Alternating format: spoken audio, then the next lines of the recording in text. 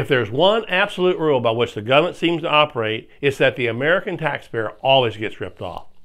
This is true whether you're talking about taxpayers being forced to fund high-priced weaponry that will be used against us, endless wars that do little for our safety or our freedoms, or bloated government agencies such as the National Security Agency, the NSA, with its secret budgets and its secret agendas.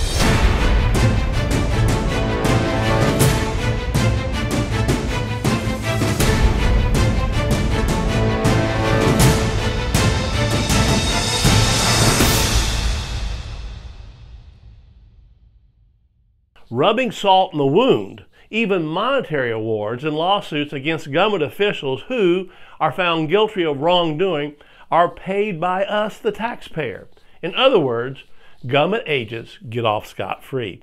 And believe it or not, American taxpayers are forced to spend more on state, municipal, and federal taxes than the annual financial burdens of food, clothing, and housing combined.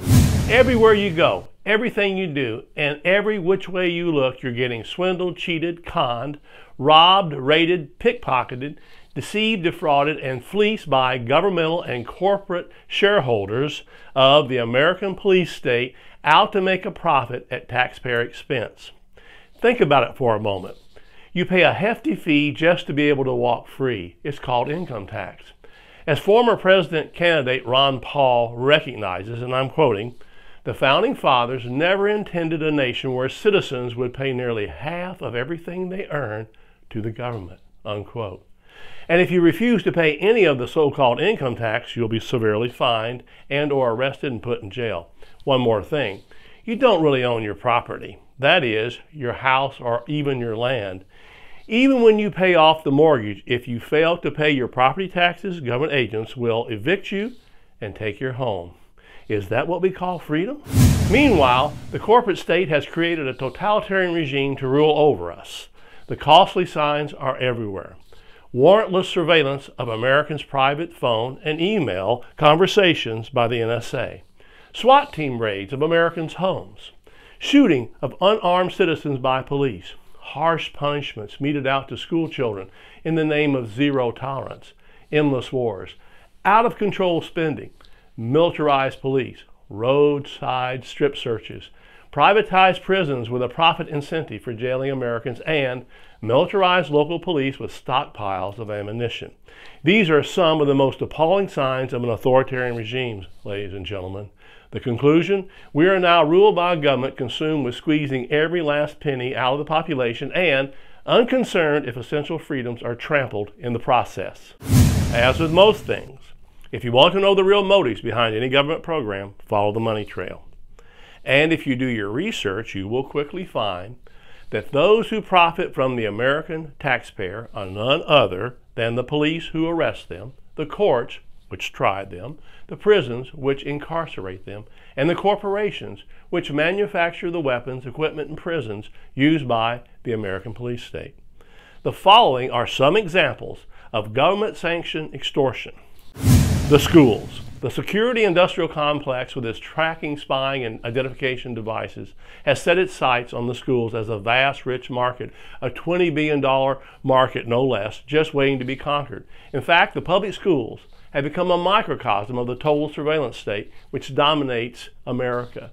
Schools are now using a host of surveillance technologies, including video cameras, finger and palm scanners, iris scanners, as well as RFID chips and GPS tracking devices to keep constant watch over their student bodies. Likewise, the military-industrial complex with its military weapons, metal detectors, and weapons of compliance, such as tasers, has succeeded in transforming the schools at great taxpayer expense and personal profit into quasi-prisons. Curiously, none of these efforts seem to have succeeded in making the schools any safer. Then there are the prisons. States now have quotas to meet for how many Americans go to jail. Increasing numbers of states have contracted to keep their prisons at 90% to 100% capacity, in other words, filled up with prisoners. This profit-driven form of mass punishment has in turn given rise to a $70 billion private prison industry where state governments keep their privately run prisons full regardless of whether crime is rising or falling. Moreover, private prison companies help write the laws that drive up prison populations. Indeed, their livelihoods depend on towns, cities, and states sending more people to prison and keeping them there. All the while, the prisoners are being forced to provide cheap labor for private corporations. No wonder the United States has the largest prison population in the world at a time when violent crime is at an all-time low. Then there's the endless wars abroad. Fueled by the profit-driven military-industrial complex, the government's endless wars are wreaking havoc on our communities, our budget, and our police forces. Having been co-opted by greedy defense contractors, corrupt politicians, and incompetent government officials, America's expanding military empire is bleeding the country dry at a rate of more than $57 million an hour, and that's just the budget for the Department of Defense for 1 year alone.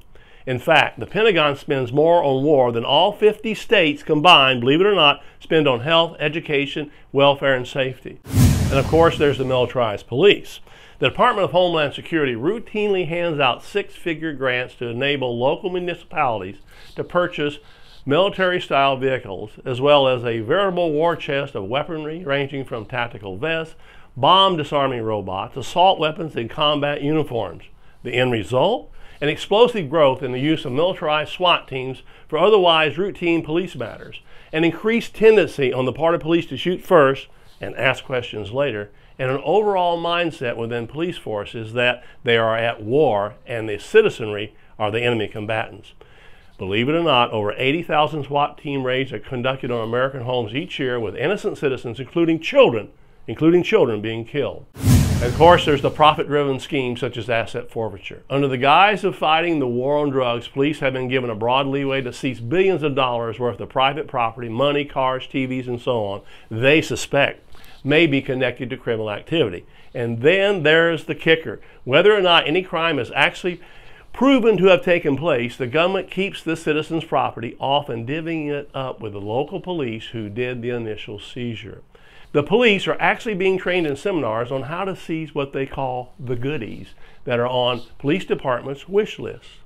And there's the security industrial complex. Not only is the government spying on Americans' phone calls and emails, but police are also being equipped with technology such as stingray devices that can track your cell phone as well as record the content of your calls and the phone numbers dialed. The Department of Homeland Security has distributed more than $50 million in grants, again paid by we the taxpayers, to enable local police agencies to acquire license plate readers which rely on mobile cameras to photograph and identify cars, match them against a national database, and track your every movement. The bottom line, the perverse nature of government authoritarianism and corporate profits has increased the reach of the government into our private lives. And, as always, it's we the people, we the taxpayers, we the gullible voters who keep getting taken for a ride by politicians eager to promise us the world on a plate. In other words, we're being lied to on a daily basis.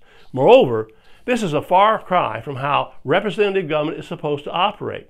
Indeed, it's been a long time since we could claim to be the masters of our own lives. Rather, we are now the subjects of a militarized corporate empire in which the vast majority of the citizenry work their hands to the bone for the benefit of a privileged few. In other words, the corporate elite that runs the government. Adding injury to the ongoing insult of having our tax dollars misused and our so-called representatives bought and paid for by the moneyed elite, the government then turns around and uses the money we earn with our blood, sweat, and tears to target, imprison, and entrap us in the form of militarized police, surveillance cameras, private prisons, license plate readers, and cell phone tracking technology.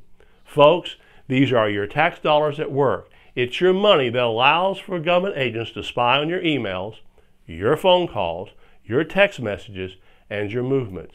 It's your money that allows out-of-control police officers to burst into innocent people's homes or probe and strip search motorists on the side of the road. Just remember, the next time you see a news story that makes your blood boil, whether it's a police officer arresting someone for filming them in public, or children being kicked out of school for shooting an imaginary arrow, remember that it's your tax dollars that are paying for these injustices. There was a time in our history when our forebears said enough is enough, and they stopped paying their taxes, to what they considered an illegitimate government. They did what was right. They stood their ground and refused to support a system that was slowly choking out any attempts at all at self-governance, and which refused to be held accountable for its crimes against the people. Their resistance sowed the seeds for the revolution that would follow. Unfortunately, in the 200 years since we established our own government, we've let the corporate elite and the number-crunching bureaucrats pilfer our bank accounts to such an extent that we're back where we started. Once again, we've got a despotic regime with an imperial ruler doing as they please. But what if we didn't just pull out our pocketbooks and pony up to the federal government's outrageous demands for more and more money? What if we didn't just line up to drop our hard-earned dollars into the corporate collection bucket, no questions asked about how it will be spent? What if, instead of quietly sending in our checks, hoping vainly for some meager return, we did a little calculating of our own and started deducting from our own taxes those programs that we refuse to support? If we don't have the right to decide what happens to our own hard-earned money, our own hard-earned cash, then we don't have very many rights at all. If they can just take from you what they want, when they want it, and then use it however they want it, you can't claim to be anything more than a serf, a slave in a land they think of as theirs. This was the case in the colonial era that gave rise to a revolution, and it's the case once again. However, an armed revolt will not work. Although we may have returned to a 1776 situation where we need to take drastic actions to restore freedom, this is not colonial America with its muskets and people's armies. Local police departments now have enough militarized firepower to do away with even a large-scale armed revolt. Even attempting to repel a SWAT team raid on your home is futile. You'll get blown away. Therefore, we must be wise and realize that there is power in numbers. Networks, coalitions, and movements can accomplish much. This will mean acting locally, but thinking nationally. The greatest impact can be had at the local governing bodies, such as city councils. Join together with friends and neighbors and start a Civil Liberties Oversight Committee. Regularly attend city council meetings and demand that government corruption be brought under control and that police activities be brought under the scrutiny of local governing bodies and, therefore, the citizenry. Remember that local towns, cities, and states can nullify or say no to federal laws that violate the rights and freedoms of the citizenry. In fact, several states have passed laws stating that they will not comply with the NDAA, which allows the military to indefinitely detain or imprison American citizens.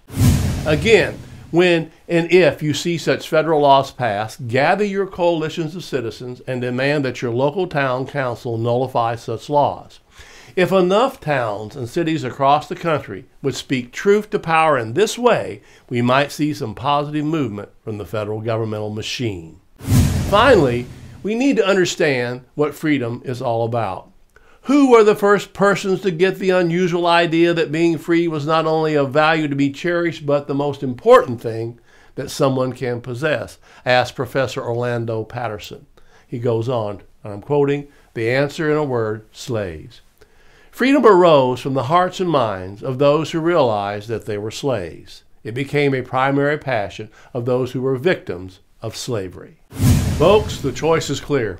Are you going to be a slave and march in lockstep with a governmental regime, or are you going to speak out, disagree, or even challenge the governmental policies that are destroying your freedoms?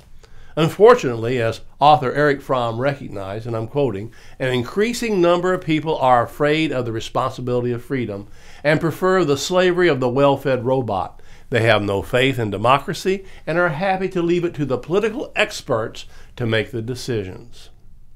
And as we have seen, the political experts, as they called, are all too happy to have obedient slaves as they increase their power and control and their profits. Thus, are you going to be an obedient slave or a free American citizen? If it's the latter, the time to act is now. Tomorrow will be too late.